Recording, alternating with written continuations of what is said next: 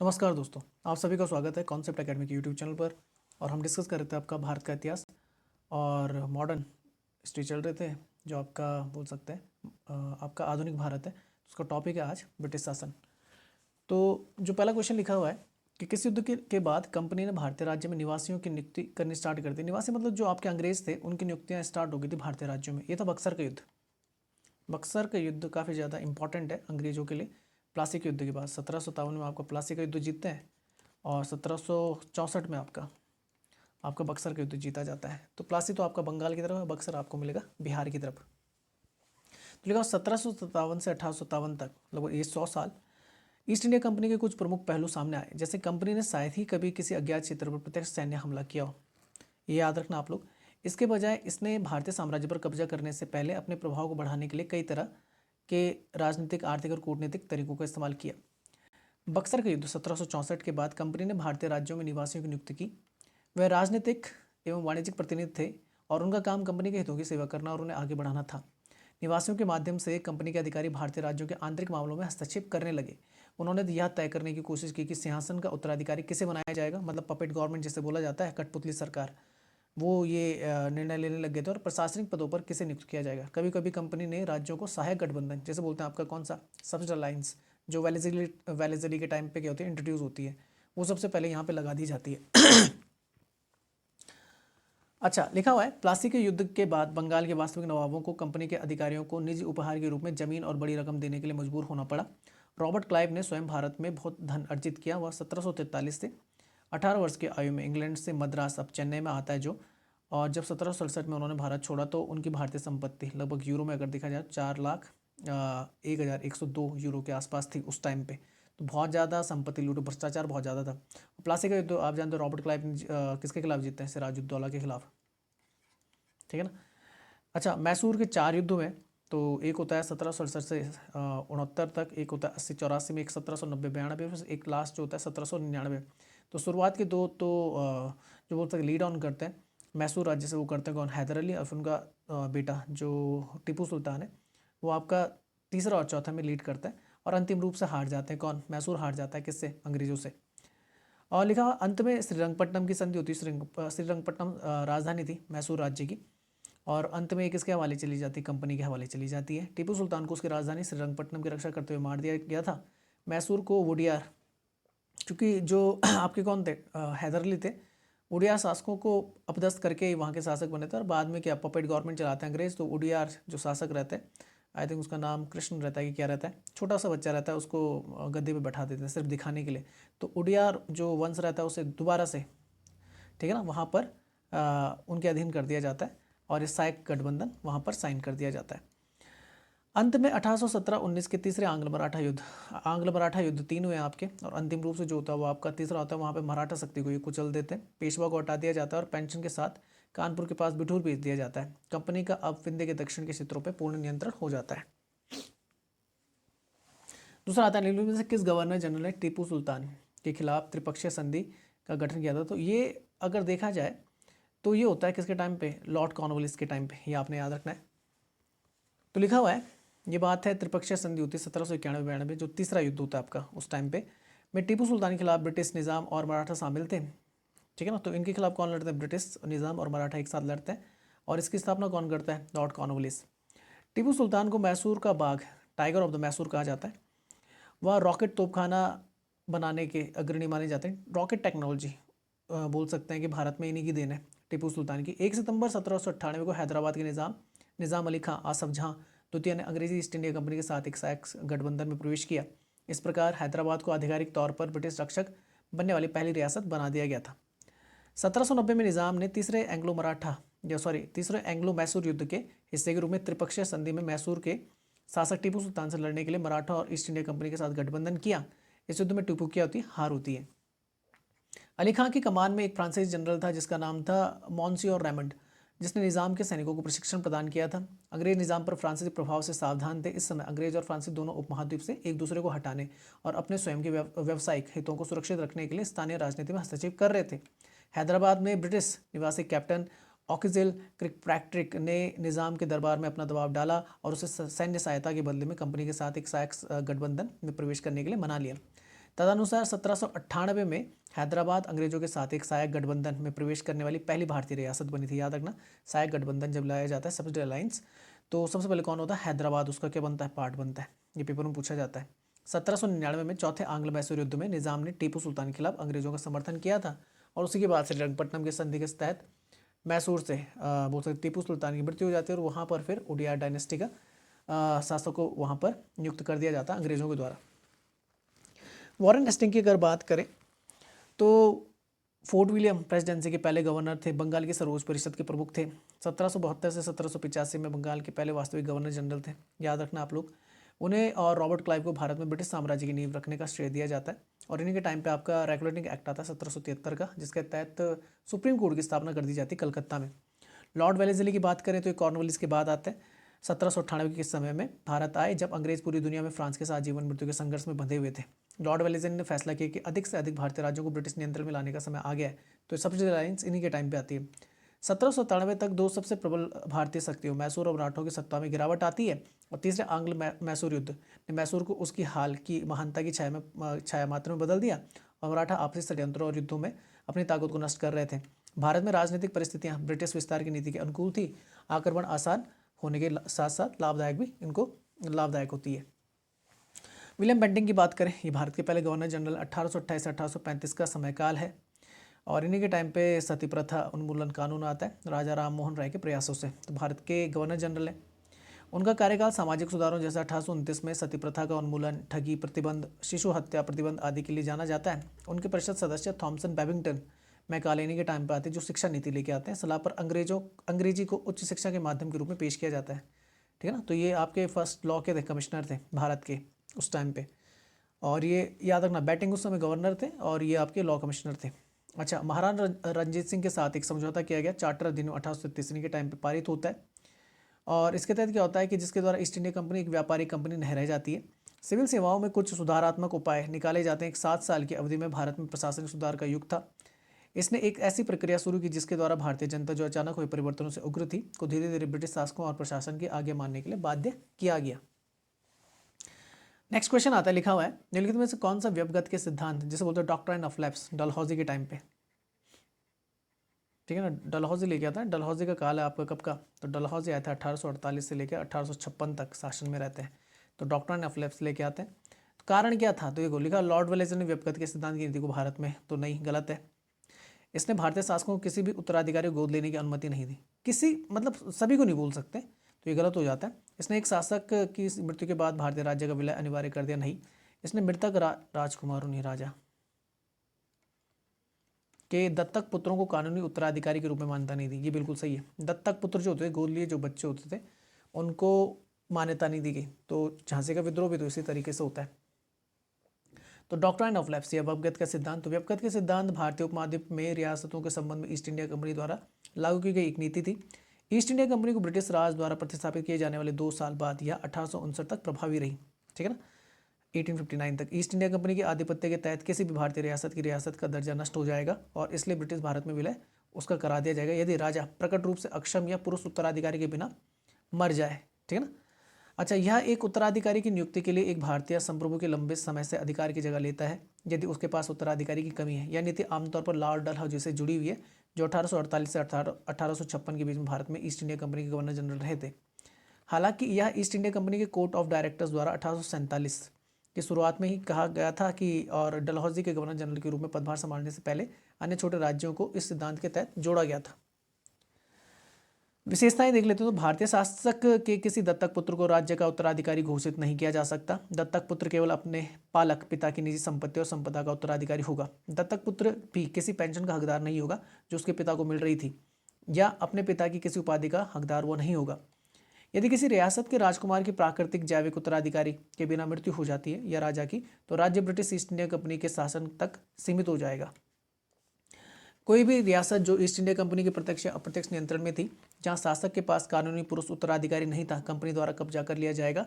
कानूनी उत्तराधिकारी का अर्थ है वह वारिस जिसे ईस्ट इंडिया कंपनी द्वारा मान्यता प्राप्त होगी। अब सबसे पहले देखो, कंपनी ने सबसे पहले सतारा महाराष्ट्र में आता है 1848 में से क्या करते हैं, यहाँ पे डॉक्ट्राइन ऑफ लैप्स थोपी जाती है। उसके बाद जैतपुर संबलपुर आता है 1849 में, भगत आता है आपका 1850 में, उदयपुर आता है आपका 1852 में झांसी, 1853 नागपुर, 1854 और अर्कोट और टौरे आता है आपका 1855 में कि रियासतों को व्यपगत के सिद्धांत की शर्तों पर अपने अधीन कर लिया था।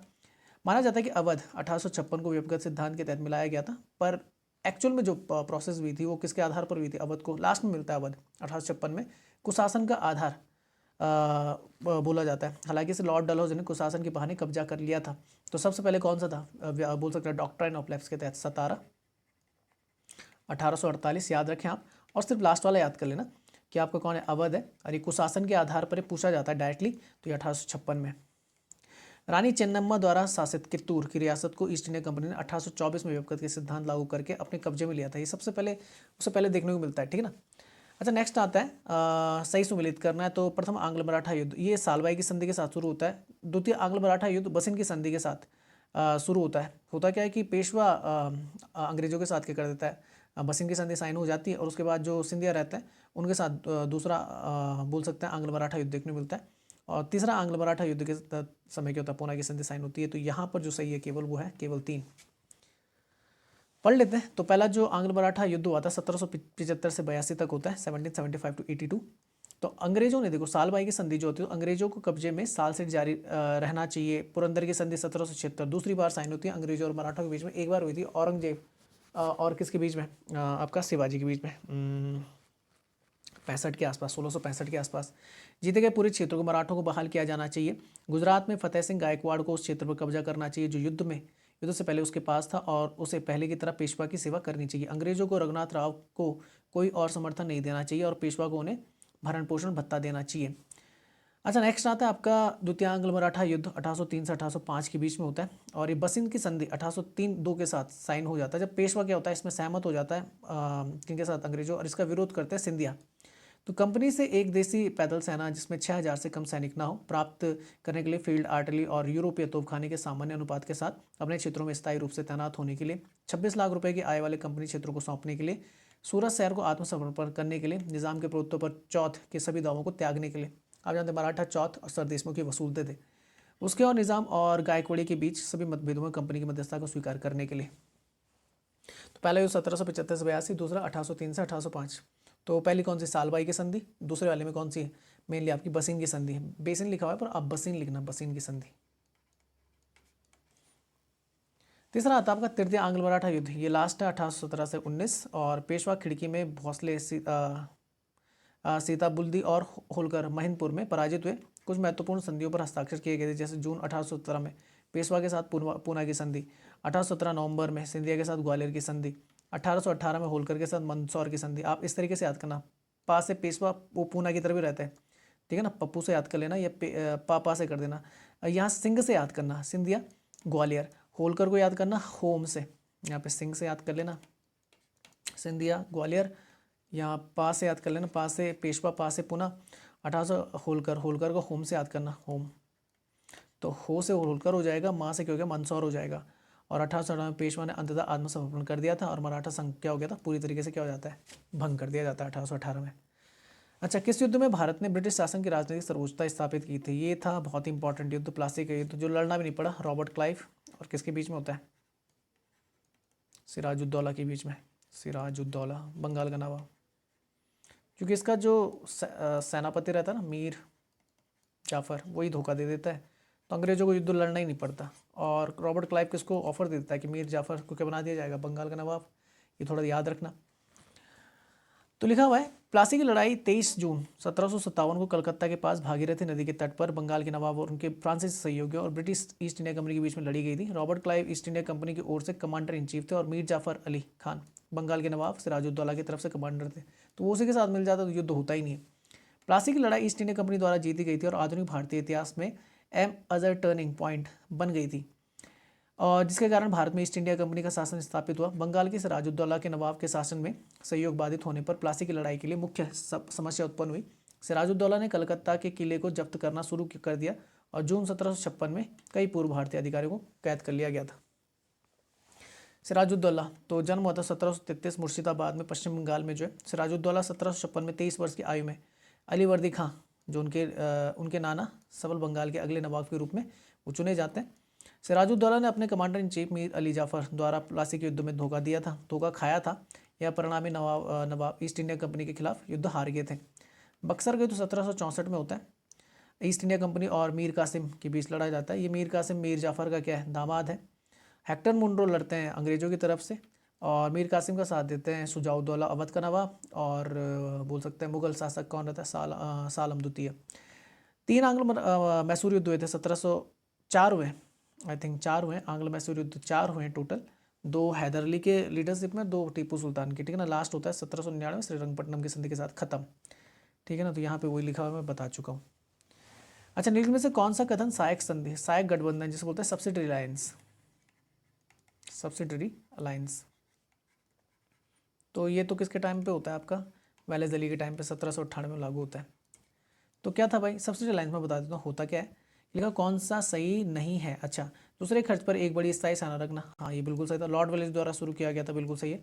अवध सुनिर्मित सहायक गठबंधन में प्रवेश करने वाला पहला राज्य, नहीं ये पहला नहीं था, ये पहला नहीं था, गलत हो गया। और भारतीय राज्यों में मैंने बताया था हैदराबाद था, और सर्वोपरि स्थापित करना, तो ये तो ठीक है, तो ये हो जाएगा आपका गलत,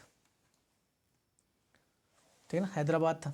कंफ्यूज मत करना, इसको डॉक्ट्राइन ऑफ लैब से वहाँ सता रहा है, और वो आपका बाद में देखने को मिलता है 1848 के आसपास, ये 1798 के आसपास, ये वेलेजली और वो डलहौजी है। यहाँ पर क्या है कि सहायक संधि के तहत क्या अपनी सेना रखी जाएगी और उस सेना का खर्चा कौन चुकाएगा, शासक चुकाएगा, ठीक है ना। तो ये होता है कि आम आम के आम गुठलियों के दाम, सेना अपनी बढ़ा सकते हो और पैसा उसका कौन देगा, शासक। अच्छा, लिखा अवध सहायक गठबंधन में प्रवेश करने वाला पहला राज्य नहीं था, पहला राज्य आपका हैदराबाद था। सहायक संधि की व्यवस्था लॉर्ड वेलेस्ली द्वारा प्रयोग की जाने वाली एक गैर हस्तक्षेप नीति थी, जो भारत में ब्रिटिश साम्राज्य की स्थापना के लिए गवर्नर जनरल 1798 से लेकर 1805 से थे। अच्छा, वैसे ना सहायक संधि का सबसे पहले बोला जाता है डुप्लेक को, डुप्ले जो आपके कौन थे, फ्रांसीसी गवर्नर थे, उनके द्वारा इंट्रोड्यूस किया गया था। इस प्रणाली के अनुसार भारत के प्रत्येक शासक को ब्रिटिश सेना के रखरखाव के लिए अंग्रेजों को सब्सिडी देने के लिए स्वीकार करना पड़ता था। बदले में अंग्रेज उन्हें उनके दुश्मनों से बचाते थे।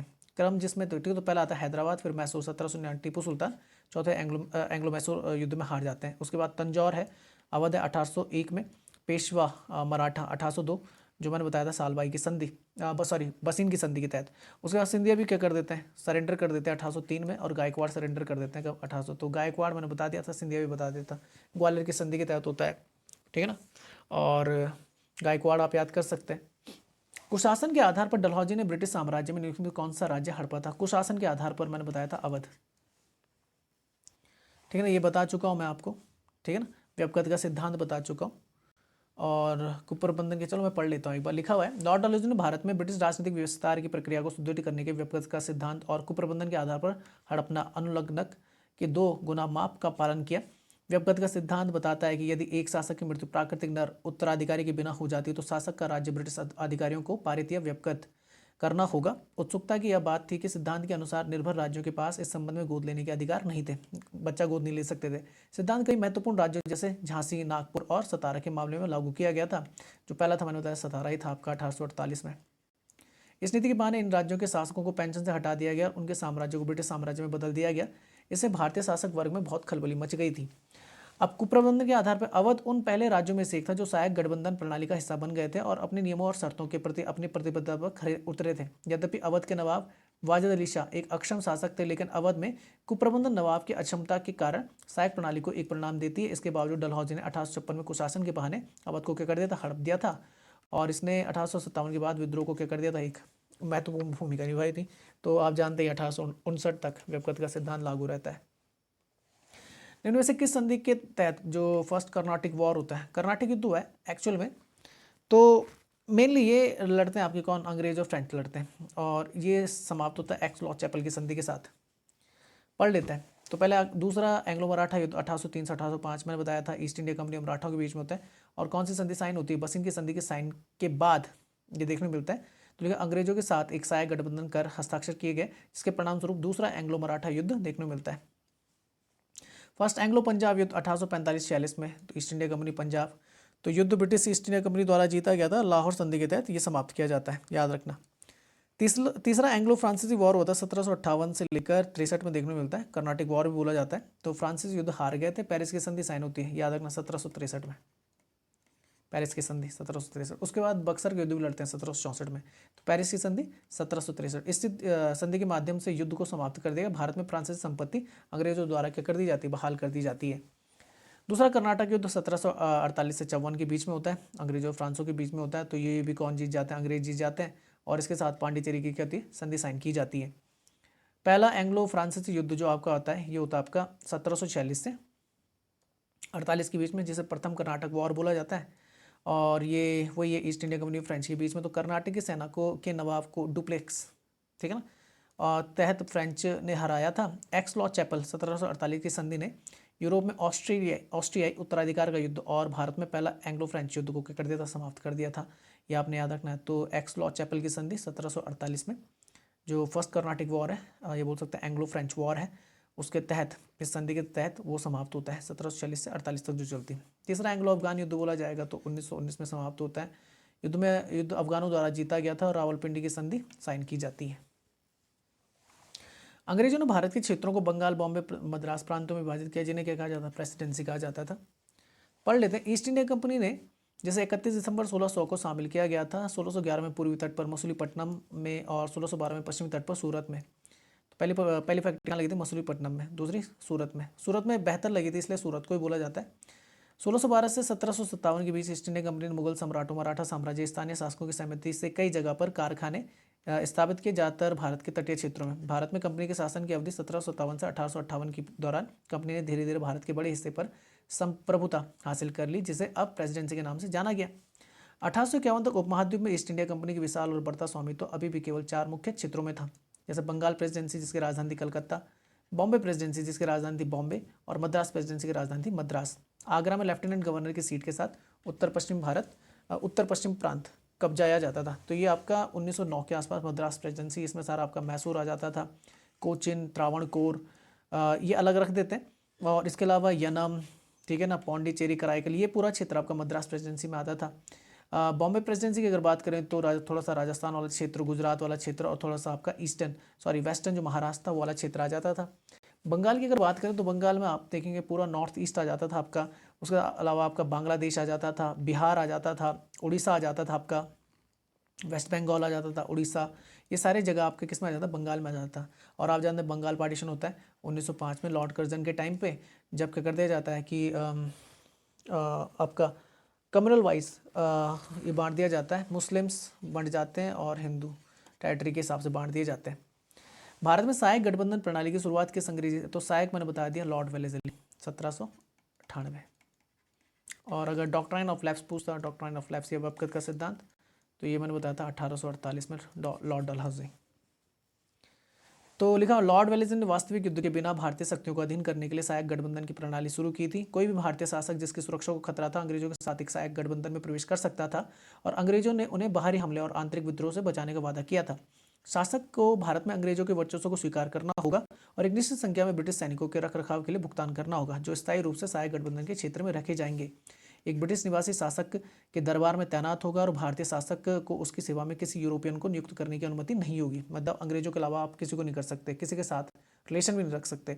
शासक ब्रिटिश रेजिडेंट की अनुमति के बिना किसी भी संधि पर हस्ताक्षर नहीं करेगा या किसी भी अन्य शक्ति के साथ गठबंधन नहीं करेगा। मैसूर लिखा हुआ है, मैसूर हो गया, हैदराबाद, अवध, राजपूत और मराठा जैसे राज्यों को अंग्रेजों से पराजित होने के बाद इस गठबंधन को स्वीकार करने के लिए मजबूर किया गया। और मैंने बताया था सबसे पहले जो आपका सहायक गठबंधन के तहत जुड़ता है वो हैदराबाद जुड़ता है, ये आप याद रखना। तो इस वीडियो को यहीं तक रखते हैं। जय हिंद, जय भारत।